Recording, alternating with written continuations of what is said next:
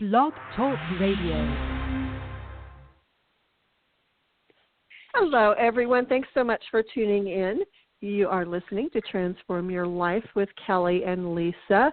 Hope everyone has had a wonderful, wonderful holiday season. We want to get that out of the way really quickly. If you're listening to this at a later time, well, then look forward to having a wonderful holiday season or reminisce about one that you've recently had that was spectacular.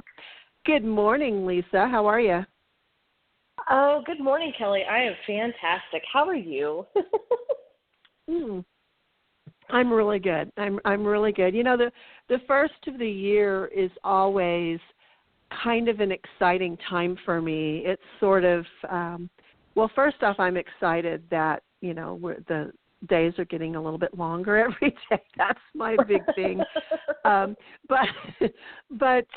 you know, just the change of seasons and, you know, a new year symbolizes so much to so many people.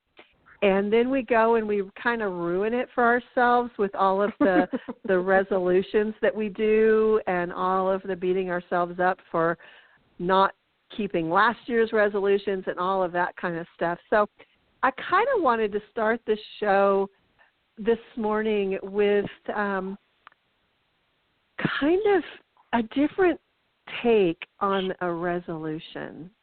You know, don't look at a resolution as something that means anything to anyone other than you. So many people set the same resolutions. I'm going to save more money. I'm going to eat healthier. I'm going to lose weight. Well, that's really nice. You and, you know, however many millions of other people there are on the planet. So customize your resolution. Go a little bit deeper. What is it that really will have an impact in your life? You know, and one of the first things that I realized a long time ago is what's so special about New Year's for making a change? You know, every morning when you wake up, you can decide to make a change in your life. So in my mind, for me personally, that took a lot of pressure off of me for the new year. And then I was able to just relax and realize that New Year's Day is just another day. Yes, it's a new beginning of another year, but that doesn't mean that the whole year depends on what you do with that one day. Because truly, if you're living your life waiting for the next New Year's, the next opportunity to make changes, you've missed the whole point of making changes, because you can decide at any point to make a change. So don't just think that, oh, wow, it's already January 4th. I've totally missed New Year's. No, you haven't. You know, every day you wake up is another opportunity to make positive changes in your life. So I wanted to start kind of with that. So how do you feel about that? What do you think? I think you're absolutely right. You know, I put in the description of our show that, you know, you and I both look at waking up every day as the start of a new 365 days. And that's still hard for me to come to terms with because I'm so driven by the calendar. I'm going to start on the first of the month. I'm going to start on Monday. Right. So if Monday and the first of the month don't align, then I got to wait till the next month or whatever. You know, so I am really driven by that as well. And there is something so dreamy about the beginning of a new calendar year. That's the difference. It's a calendar year compared to just 365 days. But it's how the world operates. You know, we operate on this system.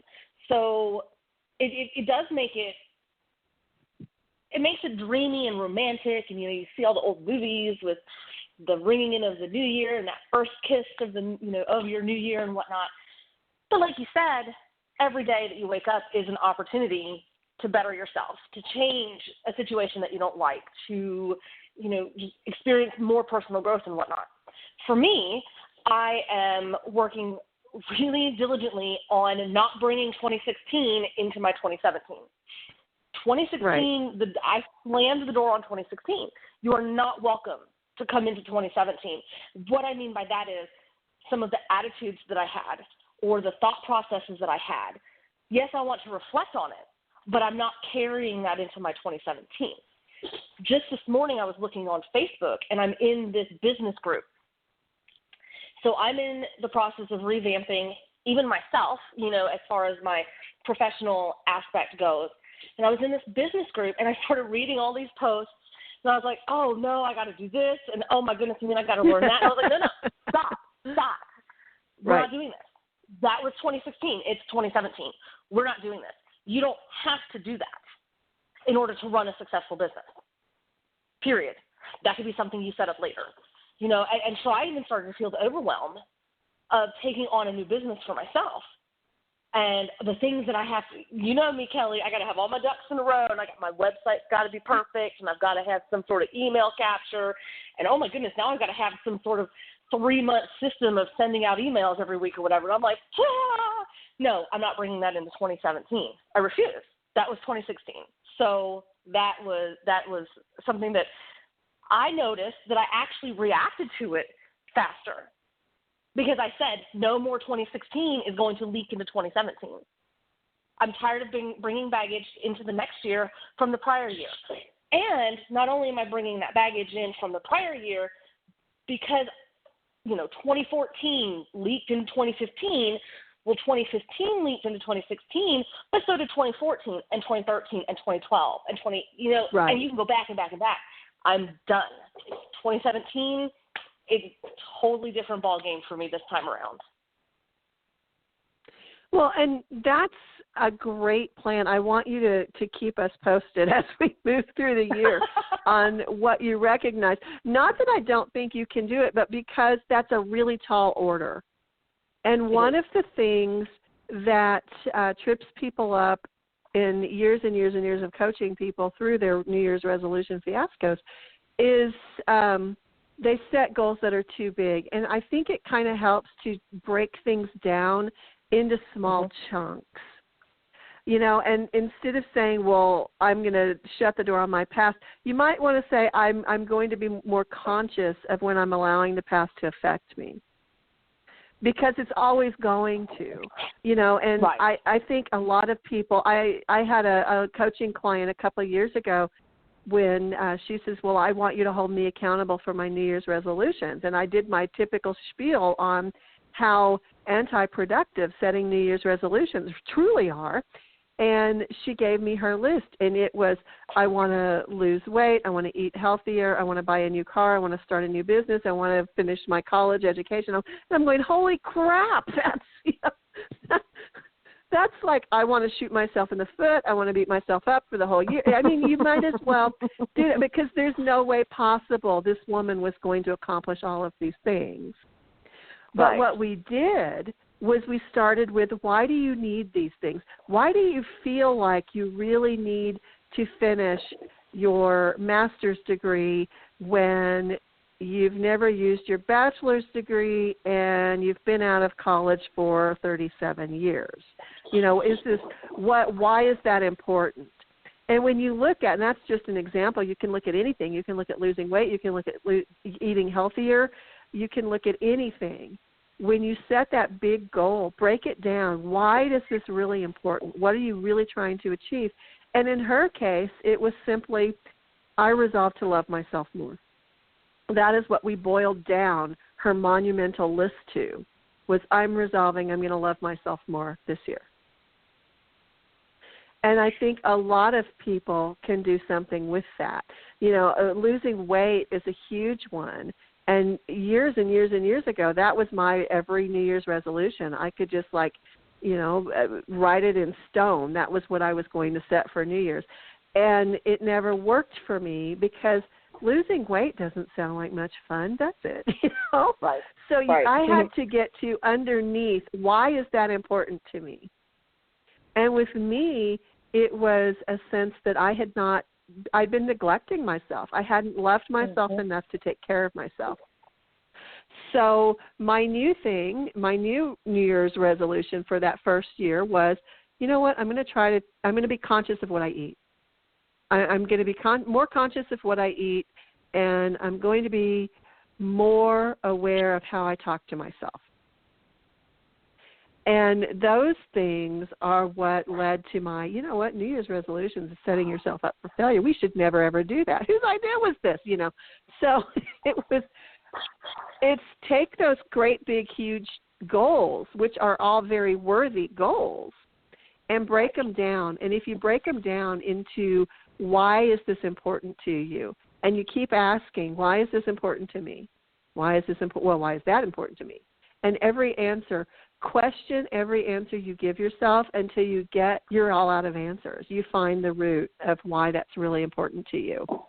And then you'll find that the universe aligns everything in your favor, and things will become easier for you, and things will become, the people, places, things, everything that you need that's going to help propel you forward is going to magically appear. And I say that and people always laugh, but it's the truth, because you are centered in your core values and you really have a clear understanding of what your true goal is.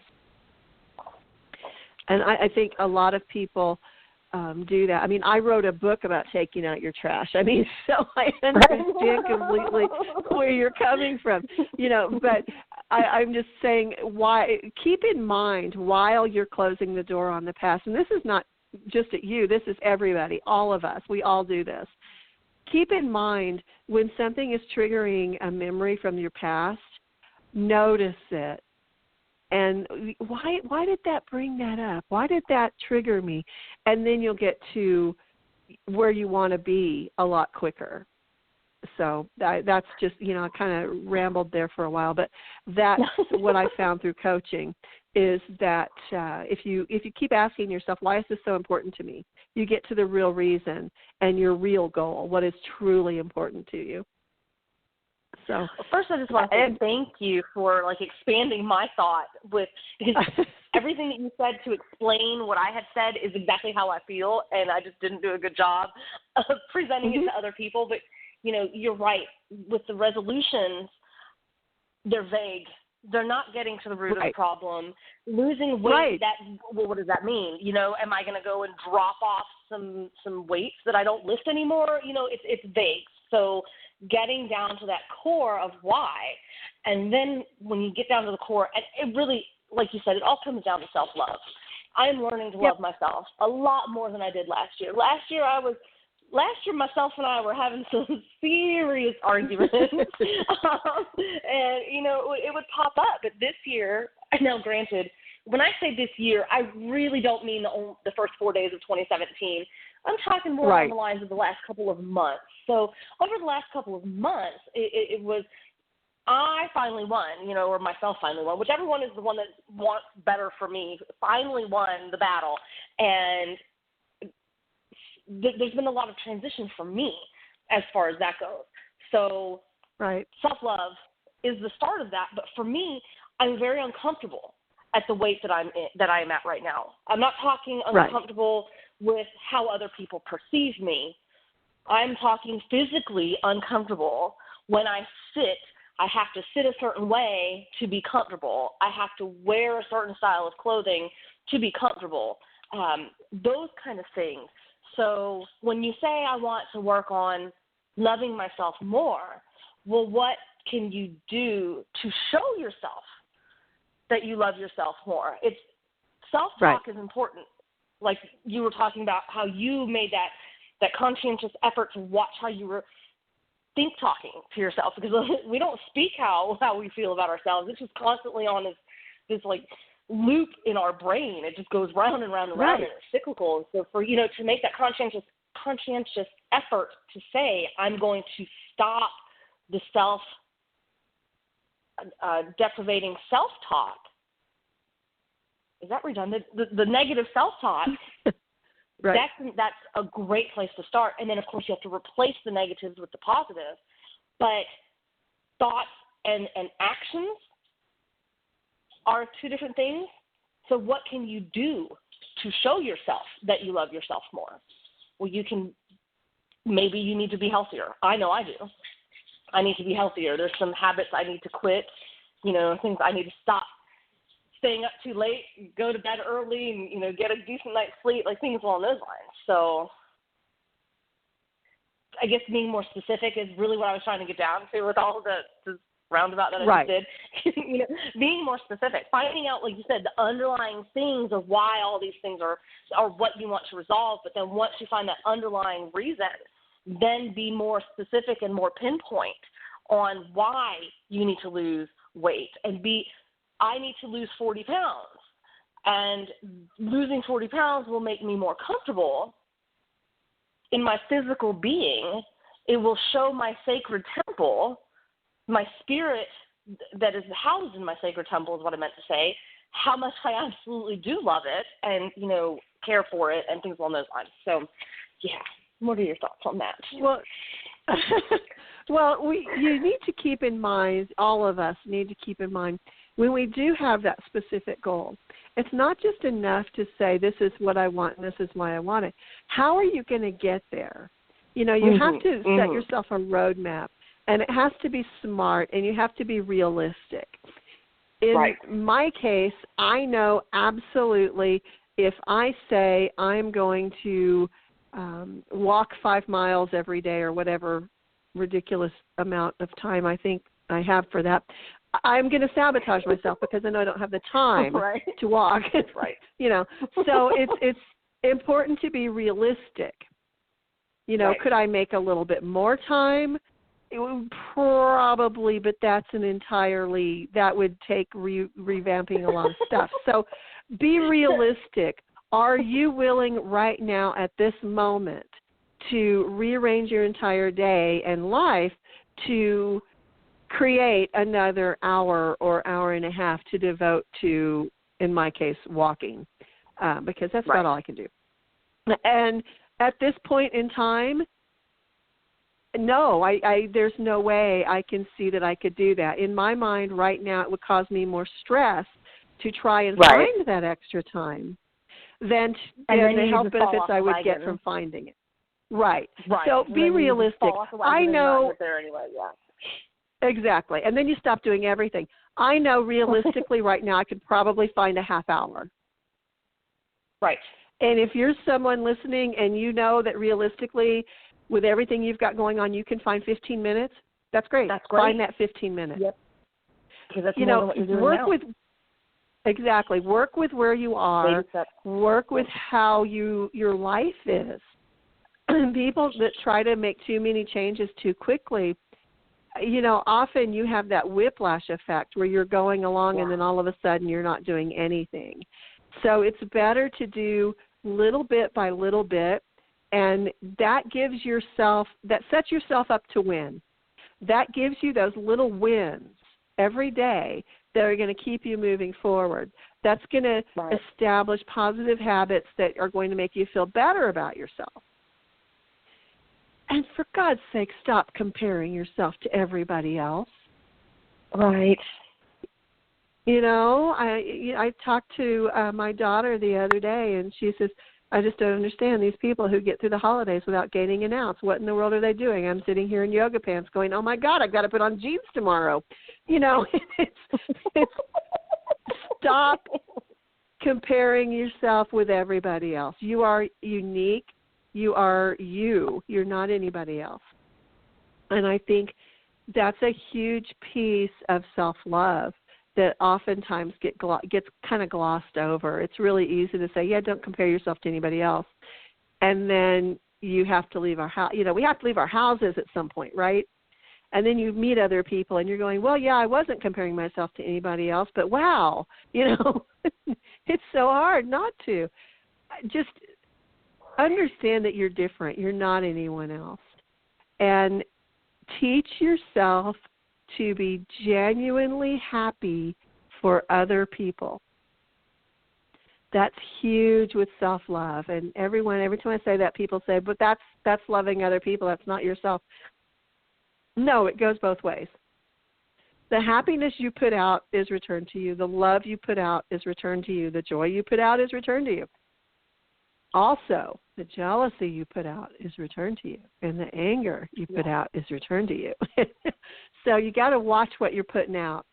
And if you're one of those people, and I know I recently spoke to someone who was having this very issue, if you're one of those people who finds yourself getting jealous of people during the holidays, where I live, there are a number of people that are poverty. They live under the poverty level. And I know someone who used to work for me a while back, and I ran into her, and she said, you know, did you see so-and-so? They got a new car, and I just don't know how and I'm driving my plain old jalopy, and oh, my God, I need tires, and I can only buy one, and da-da-da-da. And I let her rant for a while, and then I stopped her and said, you know, here's the thing. All of that stuff, all of that negativity you just spewed forth is telling the universe what you want. It's telling your mind what you're worthy of. Stop that. Be happy they were able to get a new car. You know, be genuinely grateful that you have a jalopy that at least has good enough tires to get you back and forth to work in the grocery store. You know, because many people don't even have a car. And, you know, there was a homeless guy on TV one time, and he was saying that he was living in his car, but the city towed his car away because he'd been sitting there for too long. So then he had nothing. But he was at least happy that he had the intestinal fortitude and the foresight to take everything out of the car before they towed it. So meet yourself where you're at. You know, if you're someone who is sitting there listening and you know you should lose weight and you know you should take better care of yourself, be grateful you have the opportunity to get up and change things. Be grateful you have a life to improve. So often we get so caught up in looking at what everybody else has that we completely neglect what we have ourselves. So now is a great time to stop that. And it doesn't matter if you recognize that and you're listening to us live on January 4th, 2017, or you find this show later on and you're listening to us August 24th of 2018. It really doesn't matter what day you start, but start right now as of this very second, being grateful for everything you have and being happy for everything everyone else has too. That will go a long way towards improving your self-esteem and your self-love. So what do you think? No, it's a common thing. I know you've seen it too. I know you've encountered it too, where there are people that just want to be miserable. And that's kind of part of it to me, in my mind. If someone is constantly dedicated to being miserable, then that's probably where it lies. It lies in the fact that they are comparing themselves to someone else and noticing what they don't have rather than what they do have. They're called X's for a reason. No, absolutely. I know, it's really hard to say, you know what, but I am alive today. Because when people focus on so much of everything that goes on, there's like, well, what's the point of being alive if everything is going to suck? But and please don't think that I meant anything other than what I just said by that. But there's always up. There's always up. No matter how far down you feel, or how far into the pit you think you are, there's always up. And yes. Focusing on all of the bad out of everything, it puts the people in that mind frame. And I've like I said, I know several. Some of them are X's for a reason because they just couldn't get past the negativity. You have to train yourself to look at a horrible situation and find the positive even in the worst of situations. And that takes dedication. That takes a great deal of dedication. It takes work, and it takes retraining your brain. Like when you start to notice that there's this situation going on, you have to, tell yourself, stop looking at all of the negatives, and now let's look at this. Let's look at the good of this. So, what tips can you give people to stop that? because I know a lot of people do that. I've had several occasions in business where people an example in real estate where people view each other as competition rather than collaborators. And there's a lot of negativity thrown back and forth and a lot of, well, you can't talk to her, she works for that company kind of thing that goes on, not only in real estate, in many different business, in practically every business. But how do you stop that? How do you recognize it and turn that around? Well, that's the first thing you have to do is recognize it. And you have to recognize, is it you or is it something outside of you? Because you don't need to bring in anybody else's garbage with your own. So is it, okay, I'll just put this right out there.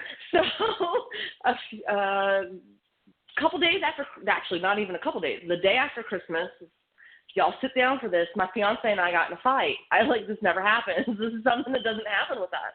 We've been together since 2011, and we got into a fight. And it was pretty intense. I'll just wrap it up to we're really good now, but what we both recognized was we didn't have a problem with each other. We had a problem with what was going on externally, and that was brought in to us, and it made it worse. And it almost ended my relationship. We almost allowed this to end. Maybe it was more that I almost allowed this to end my relationship. So you really have to analyze what's going on. Is it something that you can control? A lot of times you can't. Is it somebody else's outside influence that's causing problems for you? That sort of thing. Right. You have to analyze the situation first and recognize the negative aspects of it before you can even think to address it and start to do the shift in your mind. That's my personal opinion, because I was ready to walk away. I was ready to walk away, and so many of my friends wanted to just smack me and say you're overreacting, but they didn't. I'm like, why didn't you? You should have done that, but no, they shouldn't have, because that's exactly what was the problem with my fiance and I.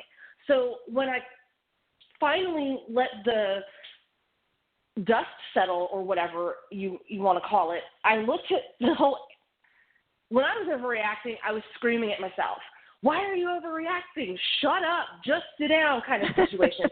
but then there's the other side of my brain going, no, this is justifiable overreact. I had, the angel and the devil sitting there, in conflict over me overreacting in this situation. But once the dust settled and I kind of took a step back, I was like, wow, that was pretty stupid.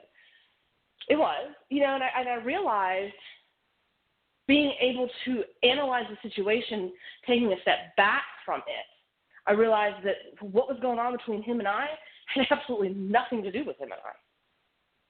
Right. Thoughts?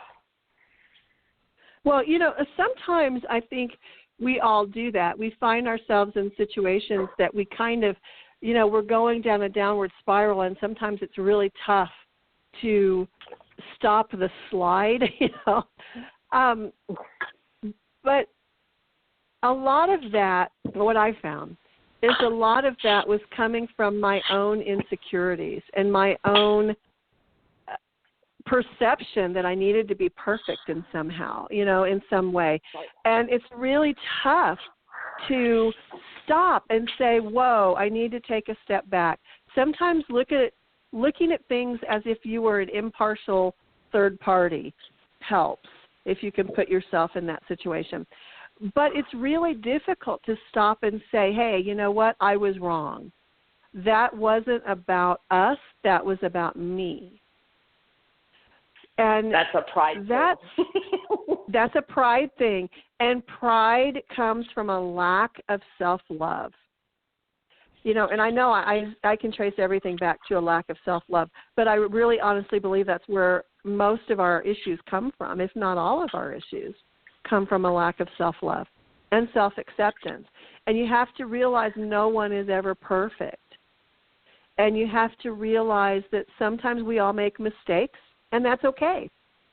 That's right. part of what I call growing forward rather than going forward. Because a lot of times people, and I've been guilty of this myself, a lot of times people look at their relationships and they've mentally got one bag packed behind the door. And it's tough to put yourself in that situation. That vulnerability is really hard if you don't have the intestinal fortitude to stand up and say, you know what, this is the situation as I see it, and this is what I don't like about it, and this is what I think is good about it, and I'm accepting that I had a part in it, but I need for you to also accept that maybe you had a part in it too. And that's really the only way. That he and I didn't have parts in that. Yeah, absolutely. So look, right. I definitely owned my part in all of it, to include the right. overreacting. That there were serious insecurities in those moments, and like I said, I was screaming that it was justified, but absolutely, you also have to take, even though I said the external forces outside of him and I were the root factor as to why him and I got into an argument, but absolutely, I told you I overreacted, and I know why I overreacted, and it was the bag was packed, I had everything was where it was supposed to be, and we're not talking about just relationships here. There's other situations. I would just always use my life experience as to what's going on. It's funny how it always happens that I can tell some sort of, like, guess what's happening to me now story to relate to our conversation. This is so funny. So, yeah, it can happen with other issues, but this just happens to be one that we can relate to right now because it's going on. But, yeah, I absolutely – sorry about the dog. I don't know if y'all heard my dog, but live radio. That was something I owned my part in it. That's something else that you need to do in order to start right. changing the way that you view things. Is you have to stop the blame game. That doesn't mean that there aren't factors there that are brought into a situation. For example, we had some outside things going on as to why my fiance and I got into an argument. But, things happen, and to say it's somebody's fault is, I don't like the right. word fault. Let's use those No. for the cracks in the earth that cause earthquakes and, shift changes and whatnot. I don't like the word fault because everything – I have to quote Danny here on his mosaic. Everything is all connected. And for me, I don't like the idea of fault because, it really, there is no one blame. It's something that happens, and it's a learning experience. You can grow from it. I learned a lot from this argument that he and I had. It wasn't even an argument. The situation that he and I had, and my relationship with him is stronger now than it has been in the last 5 years. The last 5 years combined have nothing on the strength of my relationship now. We learned a lot. And right. I learned that I don't need to be insecure in this relationship. No, he didn't cheat on me. No, there was no, nothing like that. But, I don't have to be. So. Right. And I think it comes from finding security in yourself. And you have to be secure with yourself before you can be secure in any relationship. So I think that's kind of what it comes down to in many relationships. It's finding that security in yourself. And sometimes, people overhear bits and pieces of things that maybe they shouldn't even be eavesdropping on. And that really sets off a huge chain reaction. I have seen that time and time again. Not that that's your situation, but it just occurred to me that somebody listening may have needed to hear that. Oh, it's kind of funny that was my situation. Oh, well, there you go. But in a different way, yeah. So taking responsibility for anything that happens, and really it was trying to find a positive twist in a negative situation. It's hard. It's hard because all I wanted to do in my past was focus on the negative. Now when I talk about my exes, and for listeners, I've been married and divorced twice, and I'm in a third relationship. I've had several toxic relationships in my past. This one is an amazing one that I'm in now. We'll be in the rocking chair at 90 years old watching our great-grandkids play. But for me, I still always wanted to focus on the negative of relationships that ended 10 years ago. Why do I want to do that? Why am I still carrying that with me? And that's where I was talking about that cumulative buildup of at one point, I was still holding on to the negative of something from 10 years ago. So that year was that negative, added to the next year, added to the next year, added to the next. No wonder I was miserable last year. It finally was like a snowball effect in 2016 last year, and it finally took its toll on me. And I had to make the conscientious effort to release it. Now, I'm not saying that I've never been in a situation before. I went through a lot of learning with a project that you and I were on. I wrote a story for a project that you and I were on with empowered women, and that opened up some things I didn't realize were there. So it opened up this relationship and that relationship and this context and that context, and then all of a sudden all of it just kind of like whooshed at once. It could be cyclical for you. For me, I might experience all of the negativity at once again, but now I'm more prepared to not let it hang around as long as it has. Right. And learning to let go of things that really, why are you still holding on to something from 20 years ago? I can actually say that. I'm going to be 40 this year, so I can say I might be holding on to something from 20 years ago. Why am I doing that? What purpose does it serve, particularly if you're holding on to the negative? Don't forget about it, but don't carry it with you, because you can learn from negative and positive. I just choose now to recognize the bad relationships as positive. Even if it was a negative relationship and I learned something from it, that's still a positive. Right. This gets really confusing. It's almost like, the theory of relativity. It gets confusing there. It's like, but a positive can be a negative, and a negative can be a positive, and What are your thoughts on all of that? Well, I think letting go confuses people, because people think that means they need to pretend something never existed. And that is not the case at all. Because we're not saying you need to just pretend it never existed. We're saying take responsibility for it, forgive whatever part you had in whatever happened, and move forward. Because if you've learned from something, then that's the whole point. If you've learned from something, you've made the decision to grow forward. And then you can grow into the person you were always meant to be. So I think a lot of times people say, well, I can't just forget about it. Well, we're not saying forget about it. We're saying forgive it. Right. We're saying accept it. We're saying take responsibility for it. Have the discipline in yourself and the love for yourself to not keep playing that movie over and over and over again. And so often we do that, particularly if it's a traumatic thing. A lot of children who were abused grow up to be spouses who are abused. And it's because somehow they have equated, well, if I'm loved, I'm abused. Or if I'm, love equals abuse. Or I am worthy of this abuse and nothing better in my life.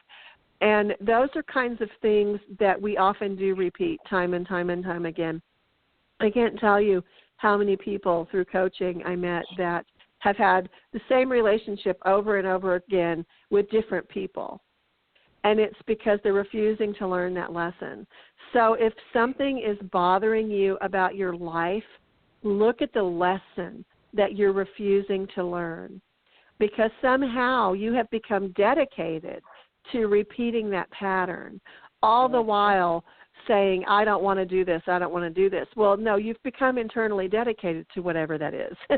So you need to face that, look for the lesson, and decide to learn the lesson, and then you're done. You're done with the lesson. You don't need to keep repeating that lesson because you've learned it. Right. And I think really that's the bottom line with taking out the trash from the past is learning those lessons and accepting your responsibility for your portion of whatever happened, forgiving yourself for that, forgive the other person, forgive everything, let it go, stop repeating it. You have to make a conscious decision and a conscious choice to stop repeating it and to stop having that same thing come up over and over and over and over. And that's what wrecks most relationships, I think, is an inability of either party or both parties sometimes to let go of the past and to look for the lesson and to forgive it and move forward. A lot of times people become dedicated to repeating things that they don't want to learn. So just stop. Just stop. I know I was. I was definitely addicted to the self-destruction and the horrible relationship. I was addicted to them. I was absolutely addicted to the toxic relationships. And when I realized why I was addicted to them, I had to put an end to that. And I realized I was addicted to them because I felt that I could help people become better, and that by being in a relationship with such a great, amazing person, such as myself, that they would want to be a great, amazing person too, and you can't make anybody change. But I want to talk a little bit about the idea of responsibility, because I said a little bit earlier, it doesn't mean blame and it doesn't mean fault. But if you overreacted to someone's words to you or whatever the case may be, and you overreacted, this is just a simple example, you played a part in that. And acknowledging the part that you played is what we're talking about with responsibility. Kellie and I mean by acknowledging the part that you played, even if it was a minor part. There was still a part that was played. That doesn't mean that you go inside and you beat yourself up and you blame yourself and it's all my fault. I can't believe I did that, and nobody likes me, everybody hates me, and this is just going to make things worse. That's not what you're supposed to do. You're just supposed to acknowledge that you actually had a part in that situation, and that's taking responsibility. And then you go on from there. Okay, so I overreacted to the situation.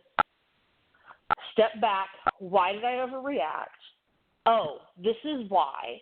Now look at, I'll just use my situation as an example. There was some outside things going on, and I felt that, I don't know how to say this without dragging in a whole bunch of people. I felt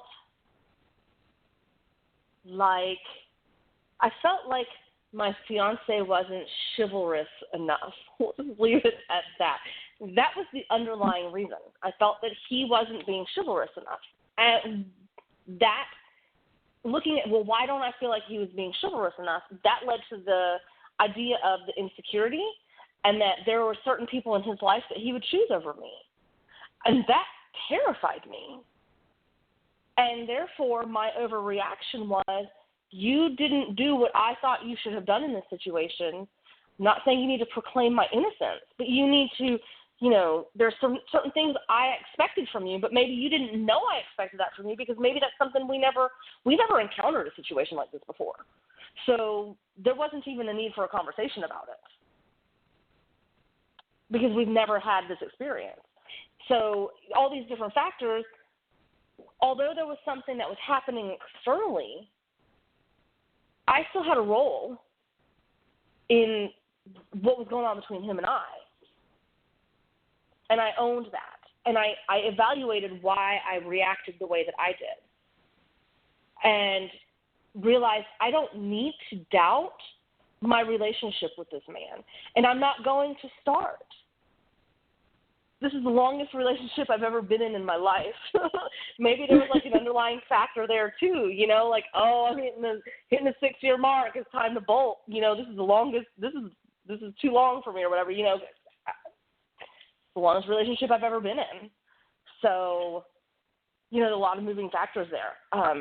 But I owned my part in it, and I evaluated why I responded and reacted the way that I did, and I learned a whole lot of lessons.